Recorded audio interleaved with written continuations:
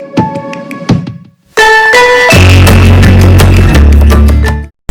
वालेकुम व्यूअर्स, आज मैं आपको एक विंटर फ्रॉक बनाना बता रही हूँ जो कि मैं गर्म कपड़े में बना रही हूँ। ये इसका जो स्टफ है ये वो कपड़ा है जो गर्म सूट बनते हैं, जेंट सूट, वेस्ट कोट वगैरह और पैंट और कोट वगैरह बनते हैं। इसके लिए मैंने पीसेस पहले से अलग किए हुए हैं। ये देखिए, ये बैक का पीस है, इसमें मैंने बटन पट्टी भी बनानी है। ये पीछे से ओपन है, इसकी मैंने 20 इंच की चौड़ाई रखी है और 19 इंच की लंबाई रखी है। ये पीछे मैंने इसकी बटन पट्टी भी बनानी है। अब ये बटन पट्टी का हिसाब छोड़ने के बाद मैं इसको 10 इंच की मैंने इसका शोल्डर रखना है, तो मैं इसको 5.5 इंच पर काट रही हूँ। तो ये 11 इंच का मेरा शोल्डर तैयार होगा। सिलाई के बाद ये 10 इंच का रह जाएगा। इसको मैंने चौड़ा इसलिए रखा है कि इसी में मैंने बैक साइड पूरी खोलकर बटन पट्टी बनाऊंगी। आप ये देखिए, मैं इतना छोड़ रही हूँ बटन पट्टी की वजह से, और इसको मैं 7 इंच पर कटिंग कर रही हूँ। ये 14 इंच की चौड़ाई रख रही हूँ, लेकिन जब मैं इसको सिलाई करूँगी तो ये मज़ीद और कम होकर ये 12 इंच रह जाएगा। अब ये देखिए, पीछे के दोनों, ये मैंने पीछे की साइड में ओपन कर रही हूँ। अभी मेरी बैक साइड कट गई। अब ये मैंने जो काट रही हूँ ये मैं 11 इंच की काट रही हूँ, लेकिन मैंने इसका शोल्डर 10 इंच रखना है। ऊपर से सिर्फ हल्की सी इस तरह से कटिंग करनी है और नीचे से भी थोड़ा सा स्लोप दे रही हूँ ताकि उसकी शेप अच्छी है। अब ये देखिए, ये जो मैंने बैक साइड थोड़ा सा बढ़ा के रखा है, ये बटन पट्टी की वजह से मैं थोड़ा सा बढ़ा दिया है। योक को पीछे साइड पर रखकर अब मैं फ्रंट का जो है ये घेर वगैरह तैयार करूँगी। अब इस घेर की जो चौड़ाई है मैं 36 इंच रख रही हूँ। इसको मैंने 12 इंच पर इसको करना है, 12 इंच के बराबर करना है। तो ये हम जब भी बॉक्स प्लेट डालते हैं तो हमें 3 गुना लेना पड़ता है। जितनी हमें चौड़ाई रखनी है उससे हमें 3 गुना लेना पड़ता है। अगर हमें 10 इंच तक इसको रखना है, 10-12 इंच तक, तो हम ये 30 इंच तक लेते हैं। अगर ये मैंने 36 इंच लिया है तो 12 इंच ये रह जाएगा। तैयार होने के बाद मैं आप हर 2-2 इंच पर आप ये देखिए निशान लगा रही हूँ, क्योंकि मैंने ये 2-2 इंच के बॉक्स प्लेट डालने। अभी मैं बता दूं कि हमें कपड़ा 3 गुना रखना पड़ता है अगर हमें बॉक्स प्लेट डालने। तो 12 इंच की चेस्ट रखने के लिए मुझे 36 इंच चौड़ाई का ये मुझे कपड़ा लेना पड़ा, जो कि तैयार होने के बाद 12 इंच रह जाएगा। अभी मैं सेंटर से बॉक्स प्लेट शुरू करूँगी, क्योंकि मैंने अपनी एक बॉक्स प्लेट जो है बिल्कुल सेंटर में रखनी है ताकि इसका बैलेंस जो है वो ख़राब ना हो। ये मैंने स्लीव्स के लिए कपड़ा रखा हुआ है। ये पीसेस हैं बचे हुए। अगर हम भी घर में चाहें, देखिए चौड़ाई इसकी 6 इंच रखी है, लंबाई 10 इंच रखी है। अक्सर हमारे पास इस तरह के गर्म कपड़ों के स्टॉक मौजूद होते हैं घरों में, तो हम सर्दियों के लिए इस तरह के बच्चों के कपड़े बना सकते हैं। अक्सर इस तरह के गर्म कपड़े हमारे कुछ रफ हो जाते हैं, डैमेज हो जाते हैं, तो छोटे बच्चों में इस तरह से इस्तेमाल हो जाते हैं। ये स्वेटर जर्सियों का भी काम करते हैं। हमें ज़्यादा कुछ नहीं पहनाना पड़ता है कपड़ों की मौजूदगी में। अब आप ये देखिए, मैं इसको रफली आपको इसको सेट करके दिखाया कि कौन कौन से पीसेस कहाँ पर लगेंगे। अब मैं इसकी जो ये नेक काट रही हूँ, इस पर मैंने कॉलर लगाना है। तो आप ये देखिए, मैंने इसका बिल्कुल राउंड नेक काटी है, मैं वी काटी है। ये राउंड और वी मिक्स नेक कटी है इसकी। ये तकरीबन मैंने 3 इंच डीप काटी है। ये एक पट्टी भी मैं काट रही हूँ और इस नेक की चौड़ाई तकरीबन 4 इंच है, 4 से 5 इंच। बच्चे के हिसाब से 2 साल की बच्ची के लिए ये फ्रॉक तैयार कर रही हूँ मैं। अब ये देखिए, बॉक्स प्लेट को मैं इस तरह से डालकर वापस सिलाई इसलिए ले रही हूँ कि गर्म कपड़ों पर सिलाइयाँ बहुत जल्दी टूट जाती है, इसलिए इसमें थोड़ी सी पक्की सिलाई करनी होती है। अब देखिए, मैं एक निशान छोड़कर अगले निशान पर दूसरी बॉक्स प्लेट लगा रही हूँ। पहली बॉक्स प्लेट मैंने बिल्कुल सेंटर में बनाई है, इसके दरमियान में, ताकि इसका बैलेंस ख़राब ना हो। उसके दाएं बाएं जितनी मुझे बैक बॉक्स प्लेट आएंगी मैं उतनी ही डालूंगी। अभी तकरीबन 5 प्लेट बन रही है। ये दरमियान की प्लेट के बाद 2 दाएं और 2 बाएं की तरफ इस तरह मैं ये इस तरह की सिलाई इसलिए कर रही हूँ ताकि ये वर्क पेज जो है ये लेवल में रहे। अभी दूसरी साइड की भी वर्क प्लेट में इसी तरह निशान लगा लगा कर थोड़ा थोड़ा सीकर वापस ले लूँगी। ये टोटल 5 है, बहुत ज़्यादा नहीं है, ना इनमें ज़्यादा टाइम लगता है, ये जल्दी से तैयार हो जाती हैं। अब ये देखिए एक निशान फिर छोड़कर मैंने अगली वर्क प्लेट फिर उसी निशान पर इसी तरह से बना रही हूँ। ये लीजिए ये भी तैयार हो गया। इस तरह के गर्म कपड़ों में बारीक चुनटें सही नहीं रहती, उससे कपड़े ज़्यादा उभर जाते हैं तो वर्क प्लेट ज़रा जम जाती है। आप ये देखें इसका जो दरमियान वाला सेंटर है वो सेंटर निशान पर रखकर मैं किस तरह से इसको जमा रही हूँ। जबकि वर्क प्लेट देखने में लगता है कि कोई मुश्किल सी प्लेट्स होती हैं, जबकि ये इतना कोई मुश्किल काम नहीं है। टोटली इसमें 5 प्लेट डल रही हैं, एक सेंटर में है, 2 दाएं और 2 बाएं हैं। इस तरह से इसको सेंटर बनाकर इन तमाम प्लेट को जमा दे रही हूँ। अब ये हमारी मर्जी होती है कि इन वर्क प्लेट को हम ऊपर की साइड रख रहे हैं या नीचे की साइड। अब ये योग तैयार कर लेती हूँ। ये जो मैंने डॉट्स वाली पट्टी तैयार की हुई है इसको मैं थोड़ा सा ऊपर करके तकरीबन 1 इंच के फासले पर ऊपर करके लगा रही हूँ पट्टी को, ताकि मैं इसको गुम सिलाई में पलट सकूँ। ये आप देख सकते हैं। अब मैं इसको वापस इसी तरह पलट कर जितना मेरे ये कपड़ा है नीचे योग का उसके हिसाब से मैं सिलाई कर रही हूँ, ताकि ये ऐसा उभरा हुआ महसूस हो बेल्ट की तरह।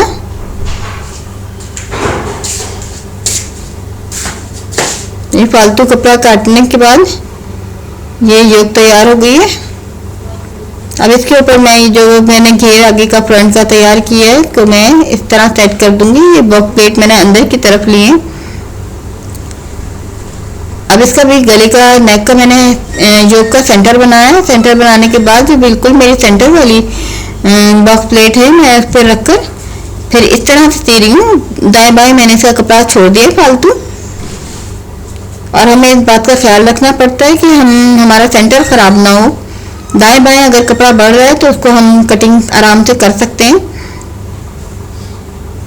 अब मैंने सिलाई ऊपर की तरफ करके मैं इस तरह से सिलाई कर रही हूँ कि ये बेल्ट की तरह महसूस होगा, जैसे ये अलग से बेल्ट लगा हुआ है। अभी देखिए इसकी पहले से मैंने कटिंग नहीं की हुई थी, क्योंकि इस तरह से पहले से अगर हम कटिंग कर लेते हैं तो कपड़ा कम भी हो सकता है, ज़्यादा भी हो सकता है, हमारे अंदाजे गलत भी हो जाते हैं कभी कभी।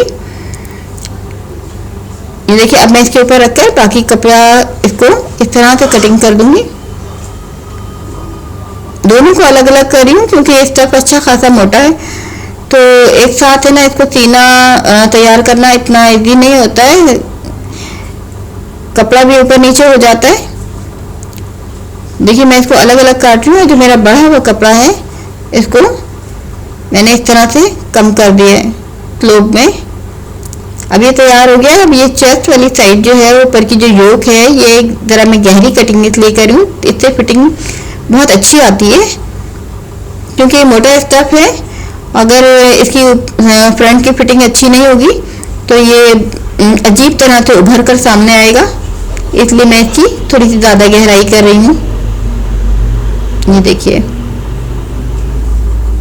ये कटिंग हम बड़ों में भी करते हैं, लेकिन बच्चों में इसकी ज़्यादा ज़रूरत नहीं होती है अगर हल्के फुल्के कपड़े हैं तो। लेकिन ये क्योंकि मोटा स्टफ है तो ये कुछ अजीब सी लुक देगा अगर मैं इसको कटिंग नहीं करती हूँ। अब इस तरह से मैंने शोल्डर रफली सी रही हूँ। ये देखिए पहले मैंने शोल्डर तैयार कर लिए।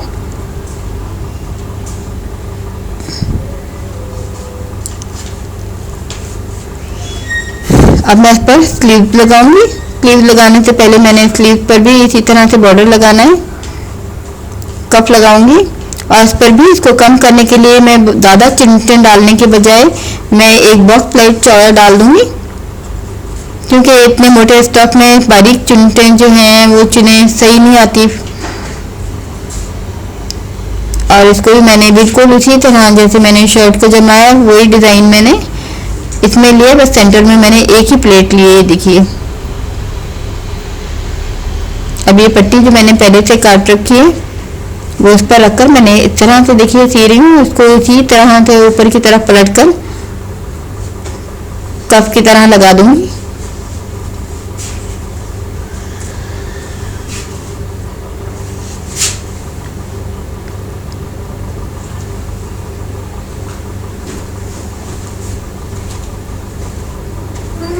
देखिए कप की तरह सिंपली तैयार हो गए। हम मोटे स्टफ में बहुत ज़्यादा डिजाइनिंग नहीं कर सकते, इसलिए कोई थोड़ा सा सिंपल डिजाइन बनाया मैंने, ज़्यादा हैवी नहीं है, लेकिन पहनने से इस तरह की डिजाइनिंग कपड़े काफ़ी खूबसूरत लगते हैं।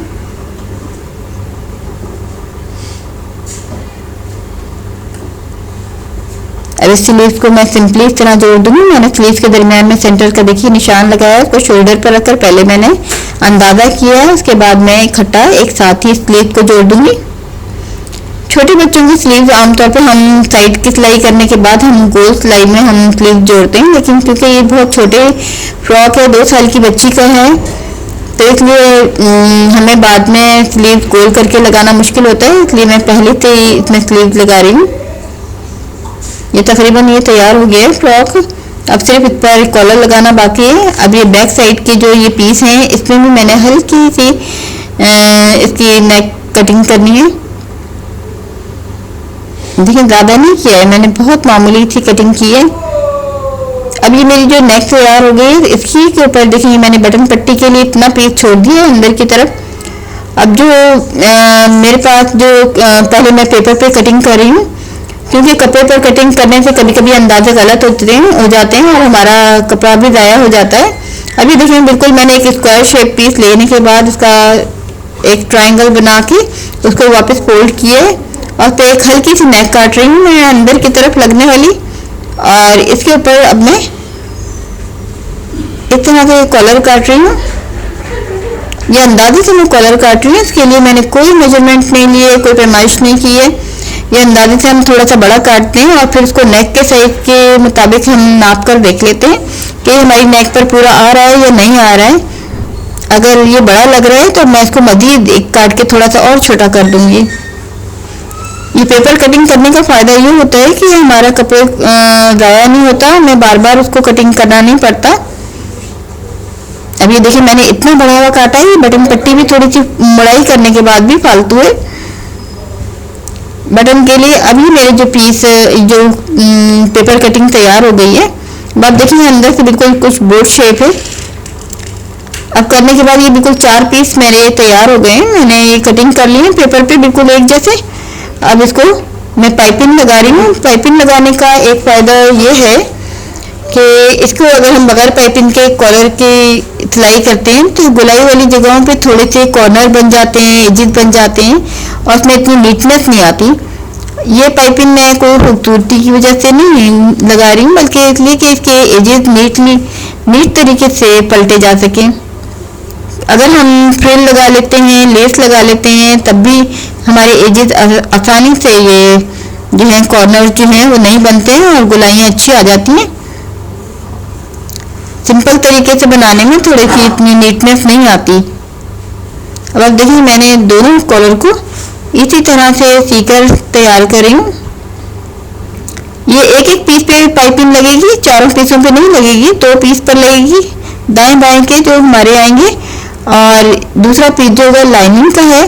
आमतौर पे अगर हम बारीक कपड़ों में कॉलर लगाते हैं तो उसके लिए हमें चिप बुकरम लाजमी लगाना होती है या हमें कोई मोटी कॉटन लगाना होती है, क्योंकि मेरा स्टफ जो है वो अच्छा खासा मोटा और हार्ड है, तो इसलिए मुझे अंदर लाइनिंग में मज़ीद कुछ लगाने की ज़रूरत नहीं। वरना आमतौर पे अगर हम बारीक कपड़ों में कॉलर बनाते हैं तो हमें उसमें लाइनिंग भी लाजमी लगाना पड़ती है या चिप बुकरम लगाना पड़ती है। अब ये पाइपिंग लगाकर मैंने तैयार कर लिया। अब मैं आपको दिखाती हूँ कि इस पर दूसरा पीस मैंने किस तरह से जोड़ना है और इतना नीट तरीके से कि इस सिलाई से बिल्कुल ना हटे। अब ये देखिए मेरी नीचे की सिलाई जो नज़र आ रही है ना, मैंने सिलाई पर ही सिलाई करनी है। दूसरी साइड से करने में ये अंदाजे से सिलाई आगे पीछे हो सकती है, लेकिन क्योंकि मैंने सिलाई वाले हिस्से को ऊपर रखा है तो इसलिए ये सिलाई के ऊपर ही मैं सिलाई कर रही हूँ, उससे हमारी पाइपिंग नीट तरीके से निकल आएगी। आप ये देख सकते हैं। अब इसको कॉलर को पलटना आसान रहेगा। पहले मैं जो गोल सिरे हैं इनको मैं हल्के हल्के कट इसलिए लगा रही हूँ ताकि पलटते वक्त इसमें खिंचाव ना पड़े और इसकी गोलाई ख़राब ना हो। अब आप ये देखें ये कितने अच्छी तरीके से इसकी गोलाई निकल आई है। अब मैं मज़ीद इसके ऊपर एक सिलाई कर इसको जमा दूंगी। ये इसका कपड़ा भी मोटा है और मोटा होने की वजह से ये इसमें फिनिशिंग आ रही है, लेकिन अगर हम बारीक कपड़ों में इस तरह के कॉलर बनाते हैं तो हमें उसमें लाजमी कपड़े की लाइनिंग लगानी चाहिए या फिर हमें चिप बुकरम लगानी चाहिए। अब आप ये देखिए कॉलर बिल्कुल तैयार है। अब मैं आपको इसको नेक पर लगा कर दिखाती हूँ। ये देखिए इसकी कुछ इस तरह की शेप आएगी लगने के बाद। अब ये देखिए बटन पट्टी का हिस्सा मैंने छोड़ दिया है। अब मैं इसको मुड़ाई भी इस तरह कर रही हूँ कि मुड़ाई करने के बाद भी अब देखिए मैंने सेंटर से पहले इसको कॉलर को नापा है कि मेरी कॉलर कितनी आ रही है, इसके मुताबिक है या नहीं। अब मैंने इतना मोड़ना है कि मैंने बटन पट्टी के लिए थोड़ा सा बाहर रखकर मुड़ाई कर रही हूँ। इस पाइपिंग का मकसद ये है कि ये हमारी जो साथ पाइपिंग लगा रही हूँ इसका मकसद है कि जो हमारी सिलाइयाँ हैं वो खुली हुई नजर ना आए। पाइपिंग से सिलाइयाँ अंदर की तरफ दब जाएंगी। अब आप इसको एक साथ में कॉलर के साथ मिलाती जा रही हूँ और इसके साथ मैंने पाइपिंग भी, ये बाजारी पाइपिंग है, रेप वाली पाइपिंग है। रेप वाली पाइपिंग को लगाना आसान होता है, इसको शेप देना आसान होता है। अब देखिए बिल्कुल मैंने सेंटर पर लाकर इसको यहाँ तक दूसरी कॉलर भी बिल्कुल इसी तरह जोड़ दूंगी। अब आप ये देख सकते हैं कि कॉलर लगाना कोई इतना मुश्किल काम नहीं होता है। अभी कॉलर से बिल्कुल कॉलर को मिलाकर इसको मैं सीती रहूंगी। अब आप ये देखिए मैंने पहले से एक कॉलर को नाप के इसके साइज के मुताबिक बनाया था। अब ये जो मेरी बढ़ी हुई पट्टी है इसको मैं यहाँ पर इसको मैंने ख़त्म कर दिया, छोटा काटा है। अब ये मैं इसको इतना पलटूंगी कि मेरी बटन पट्टी भी बन जाए। अभी देखिए पहले मैंने इसको ऊपर रखा, अब पाइपिंग को ऊपर रखने के बाद सिया है। अब आप ये देखें कि इसे कहीं से भी सिरे नज़र नहीं आएंगे। पलटने के बाद ये तमाम अंदर चले जाएंगे। ये देखें, अब आप ये देखिए सारे इसके जो पाइपिंग के सिरे भी हैं ये अंदर चले गए पलटने से। ये देखिए अब मैं इसको बआसानी ऊपर सिलाई करूंगी क्योंकि रेब वाली पाइपिंग है। इसको मैं थोड़ा सा खींच कर भी लूंगी ताकि मेरे इसमें सिलाई करते वक्त कोई झोल वगैरह ना आए।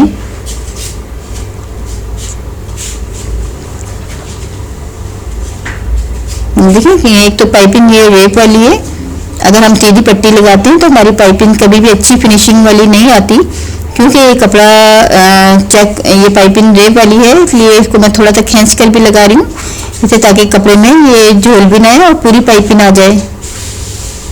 इसमें सीधी पट्टी नहीं लगानी चाहिए बल्कि हमें इस तरह की तिरछी रेप वाली पट्टी लगानी चाहिए। अब ये देखिए कॉलर सिलकर बिल्कुल तैयार हो गया है। इसकी सिलाई कहीं से भी खुली हुई नहीं है। आप ये इसकी शेप देखिए कितनी अच्छी आई है।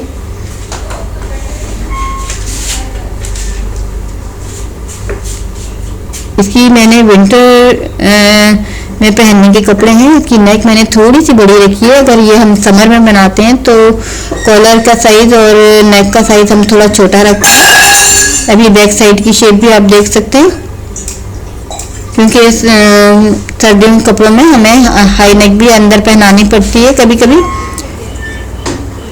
अब आप ये देख सकते हैं ये कंप्लीट मेरी फ्रॉक जो है तैयार है और मैंने अंदर इसको पूरे को ओवरलॉक कराया हुआ है क्योंकि इतने मोटे स्टफ को हम ज़्यादा अंदर मुड़ाई नहीं कर सकते ताकि इसकी सिलाई ना निकले। मैंने हर जगह से इसको ओवरलॉक करा लिया। उसूल तो ये है कि हमें कटिंग करने के बाद ओवरलॉक कराना चाहिए। उसके बाद जब हमारा ये पैटर्न तैयार हो जाता है तब भी हमें ओवरलॉक करवाना चाहिए। मैंने काज करवा लिए हैं। अब ये बैक साइड भी मैं आपको दिखा देती हूँ कि मैंने बटन लगा लिए हैं काज करवाने के बाद और ये कॉलर की शेप इस तरह से आ गई है। ये देखिए कितनी अच्छी फिनिशिंग इसकी आई है। और ये सर्दियों में हमें जर्सी का भी काम करते हैं इस तरह के छोटे बच्चों के लिए कपड़े। आप ये बाजू में भी आप ये देखिए बाजू की शेप भी कितनी अच्छी लग रही है नीट। और ये वो भी मैंने लगा दी है इस तरह से। और ये मेरा फ्रॉक तैयार हो गया है। उम्मीद है आपको ये फ्रॉक तिलवा पसंद आएगा।